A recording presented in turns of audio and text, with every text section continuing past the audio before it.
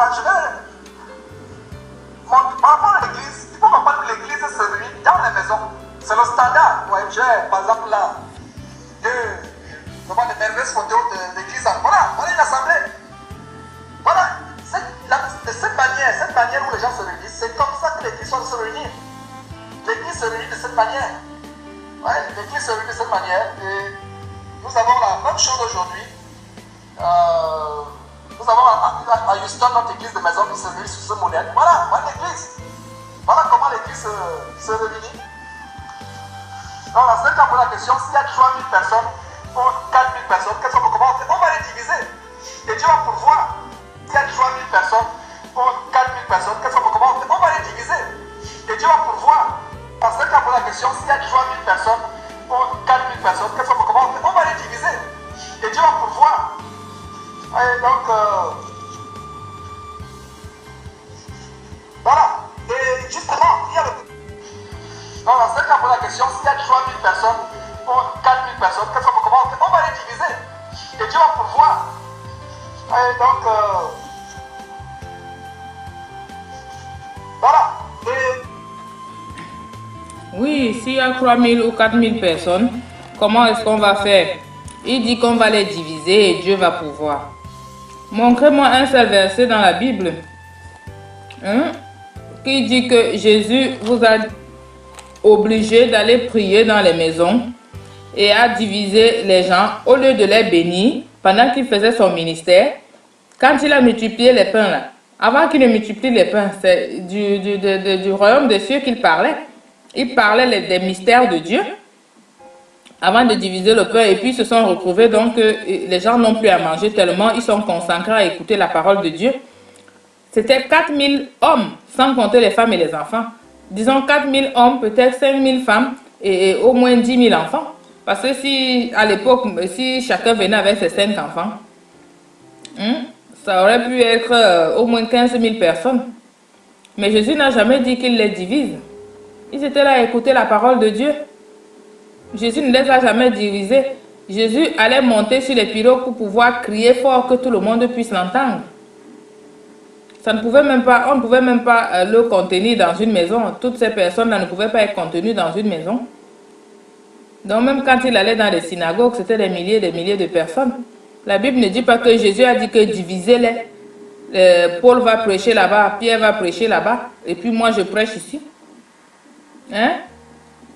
Il dit qu'on va les diviser. On va les diviser selon l'évangile de Georges. On va les diviser selon l'évangile de Georges. Quand le Saint-Esprit est venu être descendu, et on dit que c'est descendu comme des langues de feu sur ceux qui étaient dans la salle. En tout cas, sur ceux qui étaient présents. Est-ce qu'on les avait divisés? On ne les a pas divisés. C'était 3000 personnes. On ne les a pas divisés. Ils n'étaient pas dans une maison en tout cas. Parce qu'ils n'allaient pas tenir dans une maison. Donc, c'est 3000 personnes que le Saint-Esprit est venu visiter. C'était certainement dans le temple. Il faut que je relise bien ce passage. La Bible ne dit nullement qu'ils ont été divisés. Il vous parle de diviser. Diviser pour mieux régner. Voilà encore sa ruse, la ruse de Satan. Son vrai visage qu'il est en train de sortir. Diviser pour mieux régner. Il a envie de faire des clans pour être le gourou de tous les clans. Il vous dit, lisez la Bible, ne me suivez pas. Mais il sait que vous allez le suivre. C'est un intellectuel, il a été à l'école, mais c'est un intellectuel sauvage. Il a été à l'école, mais voilà, il sait comment manipuler les gens. Et beaucoup se font manipuler par ça. Mais c'est un intellectuel sauvage. Et vous le suivrez. Et vous le suivez aussi. Donc voilà, ça fait de vous aussi des sauvages.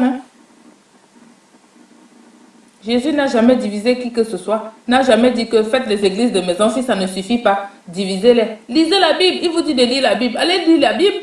Et vous me sortez le verset qui dit ça. Que quand les langues de feu sont venues sur les apôtres, ils étaient divisés. Montrez-moi le verset qui dit que quand Jésus multipliait les pains, il y avait une partie d'un côté que Judas et les autres géraient. Et un autre côté, Pierre gérait. Et un autre côté, Jésus gérait parce qu'ils étaient tellement nombreux. La Bible ne le dit pas. Pourquoi les diviser? Là, c'est son vrai visage qui ressort. Bénis le Seigneur. Alléluia. Gloire à toi, Seigneur. Amen. En dehors de la parole de Dieu, ça nous amène dans une voie d'endormissement, ça nous amène dans une voie de perdition. Donc, on voit des choses pas possibles dans le corps de Christ chrétien, parce qu'en fait, c'est cela. Parce que chaque fois que nous pratiquons quelque chose qui est en dehors de la parole de Dieu, ça nous amène dans une voie d'endormissement, ça nous amène dans une voie de perdition. Donc, on voit des choses pas possibles dans le corps de Christ entrer dans n'importe quelle église moderne. Le culte débuté des chrétiens, parce qu'en fait, c'est cela. Parce que chaque fois que nous pratiquons quelque chose qui est en dehors de la parole de Dieu, ça nous amène dans une voie d'endormissement, ça nous amène dans une voie de perdition. Donc, on voit des choses pas possibles dans le corps de Christ. Oui. Ça nous amène dans une voie d'endormissement, comme tu dis, une voie de perdition. Tout ce qu'on pratique en dehors de la Bible. Je continue à me répéter. Dans la Bible, il n'y a pas Skype, il n'y a pas Facebook, il n'y a pas YouTube. Donc, ça amène aussi dans la voie d'endormissement. Ça veut dire que tu amènes les enfants de Dieu dans une voie d'endormissement et de perdition. Tu dis que tout ce qu'on pratique en dehors de la Bible amène dans la voie d'endormissement. La Bible ne parle pas de Facebook, ni de YouTube, ni de site internet Jésus-Christ TV. Donc, c'est la voie d'endormissement. Monsieur l'accusateur. La manière par laquelle nous adorons aujourd'hui n'a rien à voir avec le standard qui est dans le Nouveau Testament. Et comprenez que la Bible a plusieurs dispensations ou administrations ou tout simplement des époques. Et nous ne sommes plus à l'époque de maquillage tels que Abraham, Isaac, Jacob. Nous ne sommes pas à l'époque des rois tels que le roi David, le roi Saül, le roi Josaphat, le roi Salomon. Nous ne sommes pas à l'époque des prophètes tels que Esaïe, Josiah et autres, Jérémie. Nous ne sommes pas à l'époque d'Ézéchiel. Nous sommes à l'époque merveilleuse.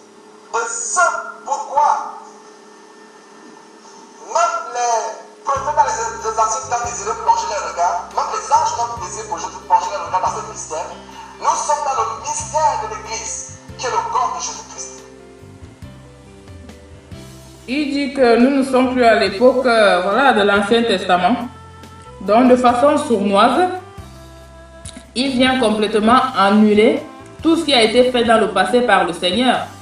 Il annule de façon sournoise, pour dire après l'époque merveilleuse de ci, de ça. Il annule de façon sournoise l'Ancien Testament. Si Dieu voulait qu'on annule ce qu'il a fait dans le passé, ça ne devait pas se retrouver dans la Bible.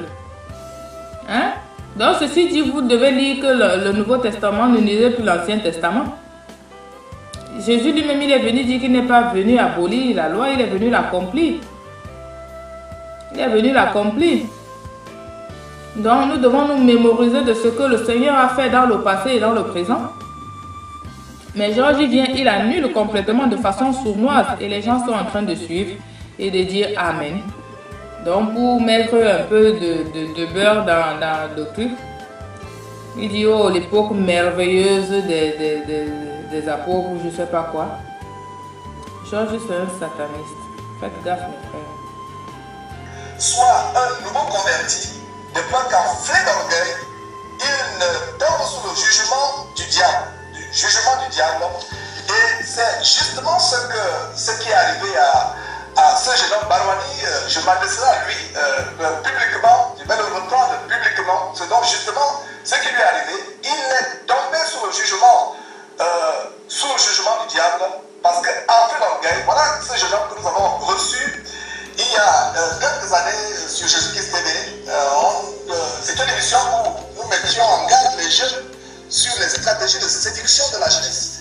Et ce jeune homme est passé, c'est une vidéo c'est une émission qui a été pratiquement virale. Des centaines de milliers de personnes ont regardé cette vidéo. Je n'amuserai pas si je dis que si je disais que c'était enfin 1 million de personnes qui ont regardé cette émission. Donc voilà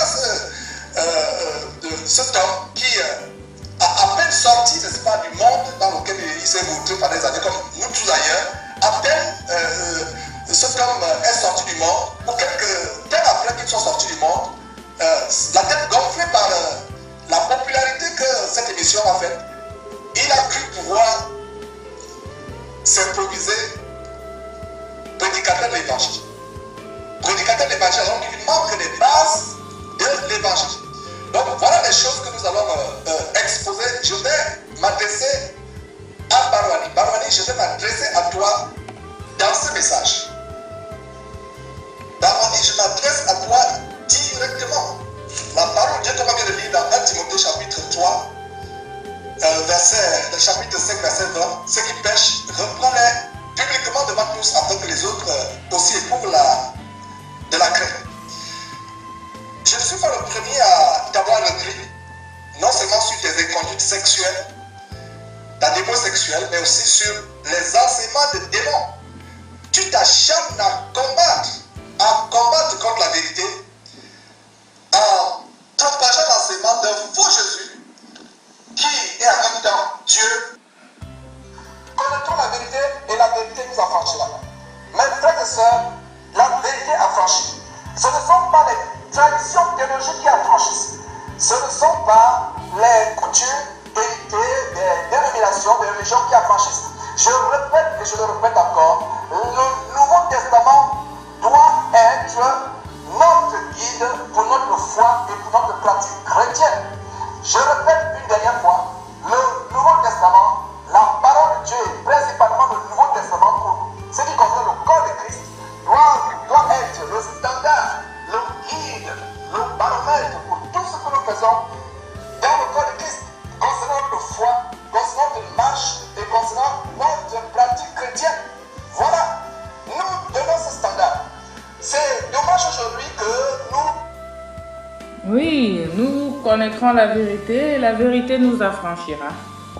Donc, il dit de marcher selon le standard uniquement du Nouveau Testament. Et pourtant, lui-même, il ne marche pas ainsi. Quand on regarde ses œuvres, je ne vois aucun apôtre, citez-moi le nom d'un seul apôtre, qui fait les œuvres que Georges fait aujourd'hui. Il n'y a aucun. Les apôtres étaient occupés à louer le Seigneur, à adorer le Seigneur, à faire l'œuvre de Dieu, à guérir les malades, à délivrer, à ressusciter les morts. Hein? Il n'y a aucun qui fait l'œuvre que Georges fait aujourd'hui, accuser les gens, accuser tout le monde, parce qu'il accuse tout le monde. Hein? Ceux qui sont avec lui, ceux qu'il voit qu'il prospère, et malheur à ceux qui sont sur Internet, ces pasteurs-là qui mettent leurs trucs sur Internet, il va fouiller, il n'a même pas de fondement, il accuse. Donc ceux qui ne sont pas sur Internet échappent. Et ceux qui sont même à côté de lui, déjà l'autre sœur là qui l'accusait, il lui a créé une chaîne et finalement ça s'est gâté. Ça se gâte avec ces gens qui ne le suivent pas, qui ne le prennent pas comme, voilà, qui ne le suivent pas comme le Messie. Et puis ça se gâte. Là maintenant il accuse encore un jeune là de fornication et de trucs de démons, qui enseigne des doctrines de démons. Il accuse tout le monde. Montrez-moi donc, il dit qu'on doit vivre selon le Nouveau Testament. Montrez-moi un seul passage dans la Bible qui montre un disciple. Citez-moi le nom d'un seul disciple. Un disciple, un des disciples de Jésus. Je ne parle pas de l'Ancien Testament parce qu'il va encore vous sortir une autre théorie. Comme il sait tellement convaincre vos preneurs, c'est ça. Montrez-moi un seul disciple ou bien Jésus-Christ lui-même qui a fait les mêmes œuvres que Georges. Montrez-moi que je vois. Montrez que je vois que tel disciple a pris une collection de je ne sais pas de faux et il a commencé à dire. Donc c'est un menteur. Voilà. Nous devons vivre selon le Nouveau Testament. Et je continue à l'appuyer. Toutes les œuvres que tu fais, il n'y a pas ça dans le Nouveau Testament. Jésus ne prêchait pas sur Skype. Il n'envoûtait pas les gens sur Skype. Il n'envoûtait pas les gens sur Facebook ou sur WhatsApp ou sur YouTube. Est-ce que les apôtres étaient sur YouTube? Montrez-moi un seul disciple qui avait un compte YouTube. Il s'appelait comment? Menteur. Donc, quand il dit, voilà quelques versets, quand Georges dit que nous ne devons pas louer le Seigneur avec les instruments de musique. Mais la parole de Dieu nous démontre le contraire. Donc Satan ne veut pas qu'on élève une adoration à notre Dieu, à l'Éternel. Il veut que c'est lui seul qu'on adore. Donc quand nous adorons l'Éternel, c'est là qu'on dit que Dieu réside au milieu de la louange et de l'adoration de ses enfants. Donc quand nous adorons le Seigneur avec des instruments, ça nous aide. Voilà, on peut l'adorer sans instruments et avec instruments. Certains instruments aident à approfondir encore, à ancrer à fond dans la louange. Voilà le psaume 150, versets 3 à 4 qui dit « Louez-le au son de la trompette, louez-le avec le luth et la harpe, louez-le avec les tambourins, avec les danses, louez-le avec les instruments à cordes et le chalumeau. » Donc, voilà, les gens ils louaient le Seigneur. Jésus n'a pas aboli la loi. Jésus n'a pas dit qu'on arrête de louer le Seigneur. Il a dit qu'il est venu accomplir la loi. Donc nous devons continuer à louer le Seigneur. Et ce que les anges font nuit et jour au ciel, c'est d'adorer le Seigneur, de louer le Seigneur. Et c'est ce que nous allons faire quand nous allons aller rejoindre le Seigneur. Nous allons le louer, nous allons l'adorer. Dans 2 Chroniques 29, versets 25 à 28, qui dit, quand le roi Ézéchias il a placé les Lévites, dans les Lévites, il y avait certains qui étaient spécialement là pour louer le Seigneur. Comme nous voyons aujourd'hui, il y en a qui ont vraiment ce don de louer le Seigneur, d'adorer le Seigneur. Hein? Ce n'est pas tout le monde qui a le cœur de la louange, mais nous devons tous louer le Seigneur. Mais il y a certains qui sont vraiment là pour nous conduire dans la louange, dans l'adoration.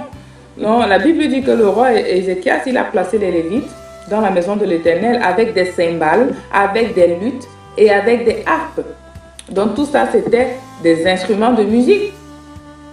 Et la Bible dit que c'était l'ordre de l'Éternel. C'était l'ordre de l'Éternel. Donc ils ont pris place avec les instruments de David.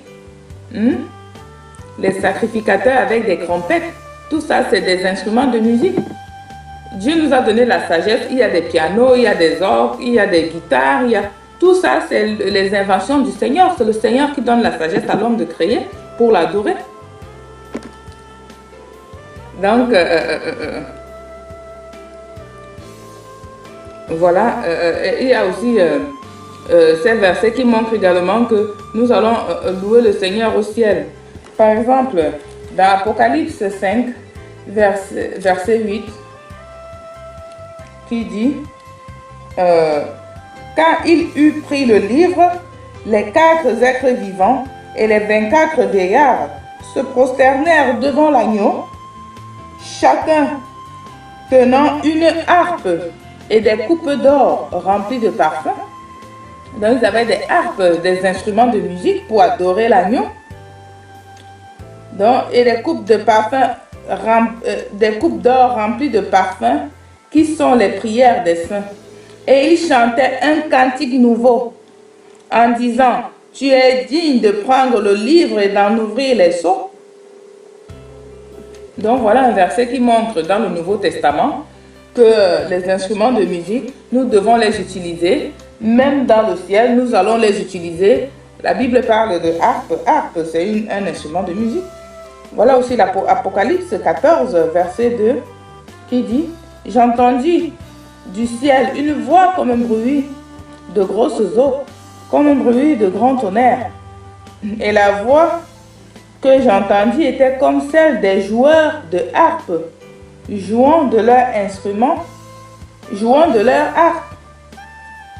Donc voilà, les instruments que nous allons utiliser au ciel aussi. Et Georges dit qu'on ne doit pas utiliser les instruments. Je vous dis, Satan est jaloux et il parle dans la bouche de Georges. Il ne veut pas que nous adorions le Seigneur. Il ne veut pas qu'on loue le Seigneur.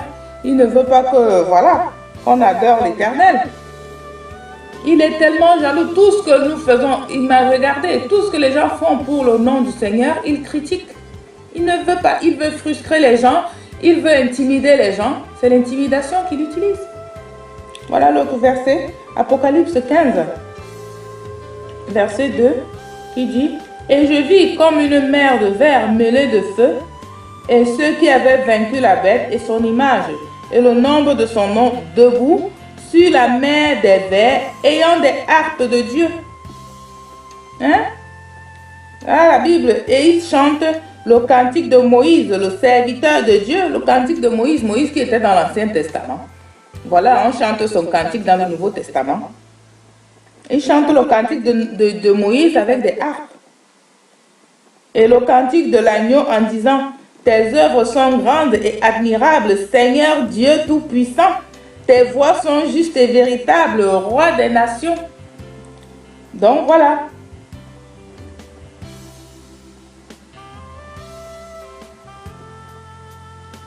Voilà donc des versets, quelques versets qui prouvent que adorer le Seigneur avec des instruments de musique, c'est biblique.